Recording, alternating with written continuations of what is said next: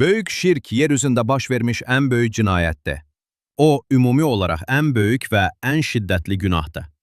Kim Allah'tan geyrisine dua ederse, Allah'tan geyrisine secde ederse, Allah'tan geyrisini Allah'ı sevdiği kimi severse, Allah'tan geyrisine nezir diyerse, Allah'tan geyrisinden teberrük ederse, artık büyük şirk etmiş olar. Həmçinin ibadetin diğer növlərində Allah'tan geyrisini qəsd ederek qəlbini ona bağlayıp ibadet ederse, artıq Allah'a şirk etmiş olar. Bunları eden kəs artıq onu cəhənnəm oduna aparacaq, küfür quyusuna düşmüş olar. Kim Allah'a şərik qoşarsa, artıq Allah'a böyük iftira atmış və böyük günah etmiş olar. Şübhəsiz ki, Allah özünə şərik qoşulmasını əsla bağışlamaz. Amma bundan başqa olan günahları isə istədiyi şəxsə bağışlayar.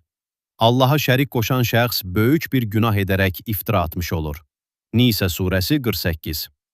Allah ona şərik qoşulmasını əsla bağışlamaz. Bundan başqa günahları isə istədiyi kimsəyə bağışlar. Allah'a şərik qoşan kəs əlbəttə ki, dərin bir azğınlığa düşmüşdü. Nisə surəsi 116.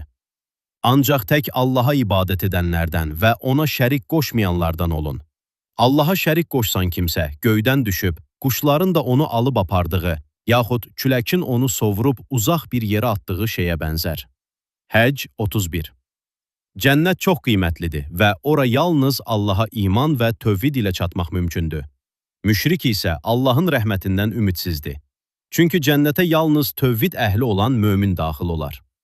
Kim Allah'a şərik qoşarsa, heç şübhəsiz Allah cənnəti ona haram edər. Onun gedəcəyi yer cəhənnəmdir.